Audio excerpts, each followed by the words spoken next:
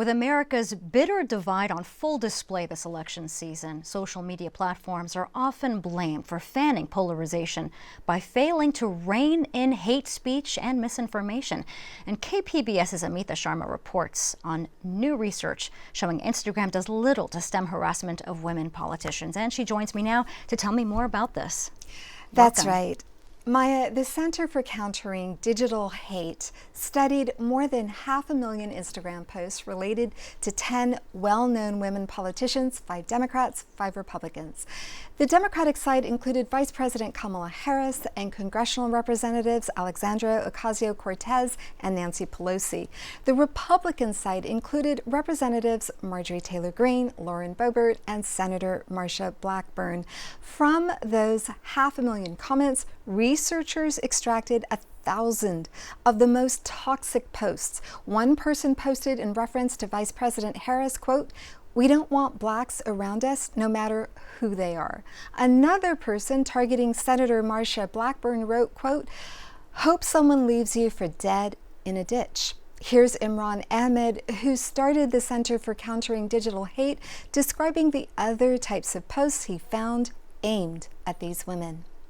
Using extreme language, the C word repeatedly, using racist language, calling people the N word, slurring people in all sorts of ways, but also the constant drumbeat. So we found that a lot of these posts were from repeat offenders who were consistently going back again and again and again to these women and abusing them, so that every time they post, no matter what it's on, it might be talking about how they have a new childcare policy. It might be talking about how they want to improve healthcare locally.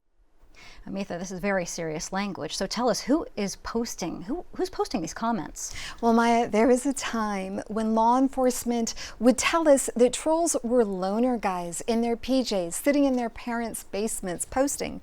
But Emmett says when it comes to online harassment of women politicians, that's simply not the case. He says it's coming from people across the political spectrum. It's being posted with impunity, and it's because online abuse against women has been normalized. So what was done with the research findings then? Well, Emmett said that they took the 1,000 text messages about the women politicians that they had ferreted out as being toxic and in violation of Instagram's own rules and submitted them to Instagram. Here's Emmett describing what happened next. Having it handed to them on a silver platter, they took no action. Sexist abuse like make rape legal, racist abuse like we don't want blacks, and threatening comments like death to her and her supporters.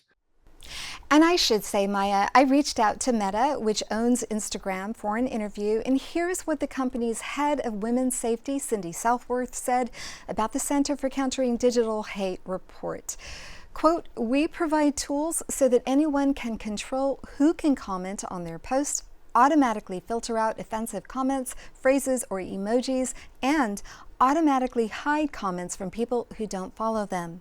We work with hundreds of safety partners around the world to continually improve our policies, tools, detection, and enforcement, and we will review the CCDH report and take action on any content that violates our policies." Ahmed emphasized this is not a case where new rules are needed vis-a-vis these kinds of posts. He says platforms just need to enforce their current rules on the books. Now, Amita, you yourself have reported on threats to local women, both on social media and in person at meetings. So tell us, what is behind these threats? Pure and simple intimidation.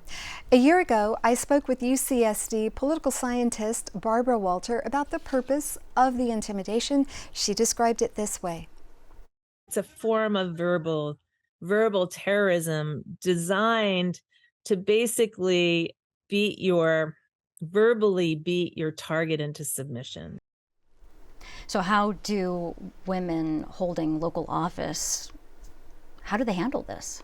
Well, the ones I've interviewed, and I interviewed them a year ago, such as Chula Vista Elementary School Board member Kate Bishop, have accepted that it is part of the job of being a woman and holding office, but it cuts. I'm a human being, so for a second, it hits me hard. And I say, God, that's scary. When it's like really graphic or sexual, I usually talk to my husband, and then I realize that the person making the threat doesn't have the words to express their emotions healthily. Amitha, that's some great reporting. Thank you so much. Thank you, Maya. And to explore all of the Public Matters stories and sign up for updates, visit kpbs.org/publicmatters.